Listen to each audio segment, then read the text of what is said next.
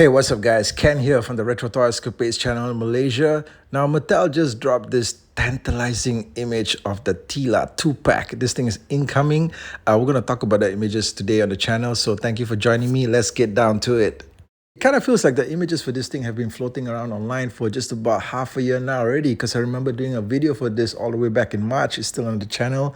Go check it out. But yeah, this thing's been announced, okay, for quite some time now already, but this is the first time that we're seeing an image of it packaged in its final box. All right, it looks frankly amazing. Big Bad Toy Store, in fact, have had the listing out for this 2-pack since about half a year now already. It's listed at a price tag of $29.99. What's interesting is that this isn't an exclusive. The two other previous 2-packs that we got, I believe those were both Target exclusives. These would be the Rise of Evil and Eternian Palace Guard sets. I remember me and a bunch of friends, we had to get these sets flown in from overseas because they never made it here to commercial retail at Malaysia. So yeah, I'm hoping that the Teela 2-pack is going to be available in stores for everyone, not just some exclusive, because I'm done with the shipping charges, man. Okay, the inflated shipping charges. Okay, just keep that stuff away from me. To be honest with you, I'm more excited with the package as how it looks here and less so about the contents, because these contents don't seem too exciting to me. Teela is just like a reiterated character that we've had a couple of times now already, and the execution of Zorah here just isn't that exciting for me, but we'll talk about it a little bit more. Meantime, let's check out the images here on the box. Now, having Teela and Zorah in this tantalizing looking 2-pack seems about a natural fit, because the both of them were also teamed up in a vintage 2-pack. So this one kind of like homages that. It says here, heroic warrior goddess commands flying falcon into battle. Just love the shot of the two of them just standing side by side, teaming up against the darkness. And Zorah, man, the expression that he got on his face here just looks really angry and determined. I hope that the actual toy has something of this similar expression as well, because the vintage toy, I'm going to bring that out later in a bit as well. The vintage toy just had a really innocent looking expression, just totally innocent, just like a bird that you see flying around in the air. No hint of malice. Now, the illustration of the kid at the bottom of the package there playing with Zorah, man, that took me by surprise, okay? Because I don't think we've actually seen an image of an actual kid playing with any of the Masters Universe toys, at least not on the front of the package. It's always been on the back. You always see like kids' hands handling the figures, and you just kind of think to yourself, but that's not even accurate, all right? Those should be adult hands, because we all know that only 40-year-olds play with this stuff, okay? And then now you see the image of this kid here on the front here, and you kind of wish that it's true, right? It's like a vision of something hopeful, because if kids got into the brand, that's just what we need to save this line, right? It kind of feels that, this line needs more visibility. I'm not really sure what Origins is actually running on, okay? It seems to be running on a lot of support, even if it's not actually really raking in the money out there. Yeah, it seems to be running a lot of support. But I tell you this, okay, there's going to be a lot more revenue if kids were actually into this brand. Kids are going to make parents just straight up purchase this stuff straight away from the store. They ain't going to make them wait for no discount clearance, kind of like $5 deals, that you see online and stuff like that, okay? So yeah, kids are going to save the brand.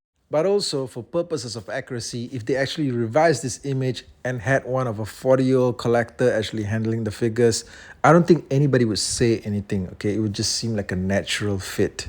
What do you guys think? In terms of what you're actually getting with this set, you are getting quite a fair bit, all right? First of all, you're getting an all-new gold redeco on Teela. She comes with a whole bunch of accessories. Most of it's been repurposed from the Wave 1 figure, like the snake headdress and the shield. There may be some colorations there. I need to get this up close and personal to really make sure.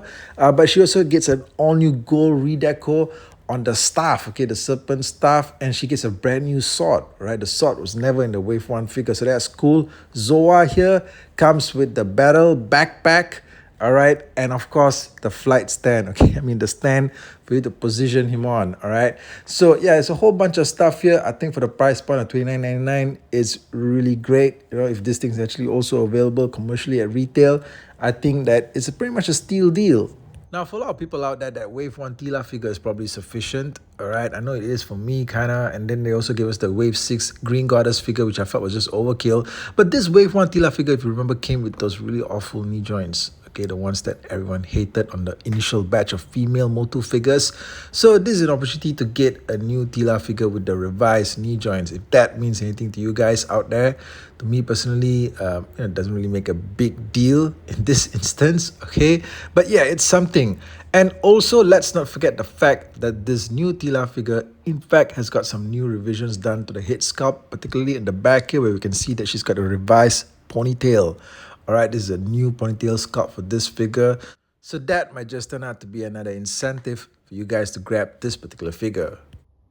Now, although the vintage Teela and Zorah set pretty much already has everything that the new set promises to showcase other than some increased articulation, the sword accessory and the redeco, yeah, it pretty much has everything that the modern one has, but I am excited to get a new stand for Zorah because the vintage one really doesn't hold on to the bird that well. You know, see what I mean? Yeah, right there.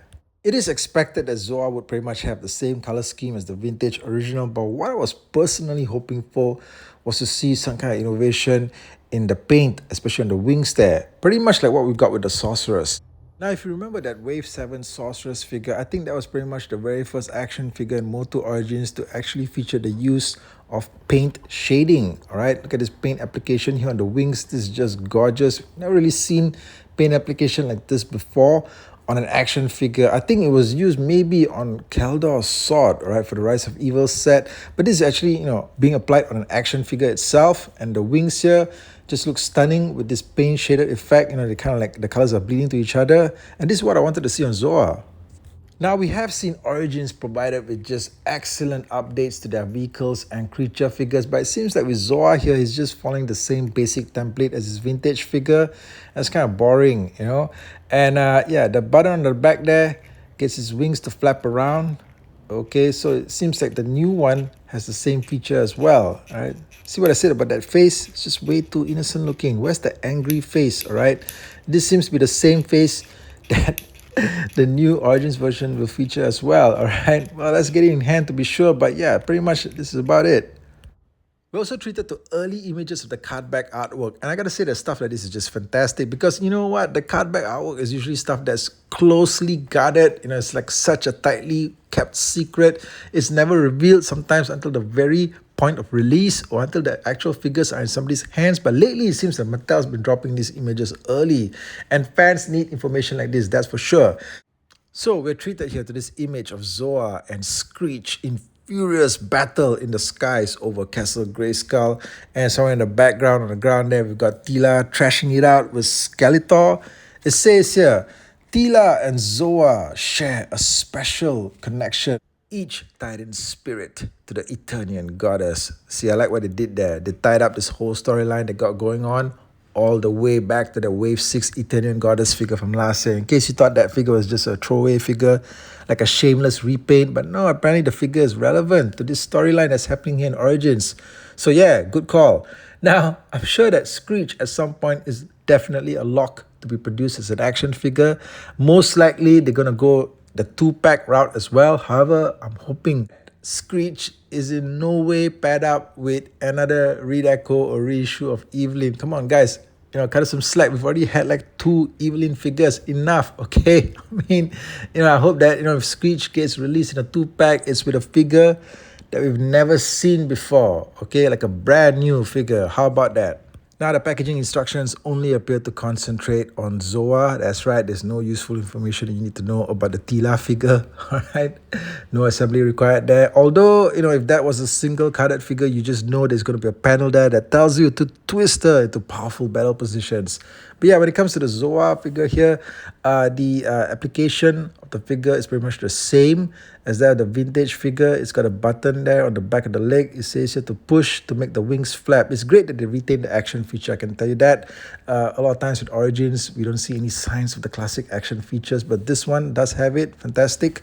And then the next panel tells you how to basically assemble the harness. It says slide over Zorah's head. Slide what? Okay, slide the harness, right? Yeah, that's the thing that actually fits over his head. And then snap together battle backpack. All right, so this thing folds down over Zorah's head. Okay, then you got the completed backpack. Basically, this whole thing, it's just a look, a combat look. It doesn't actually do anything, but it does, I think, assist with the creature's stability. Okay. Right.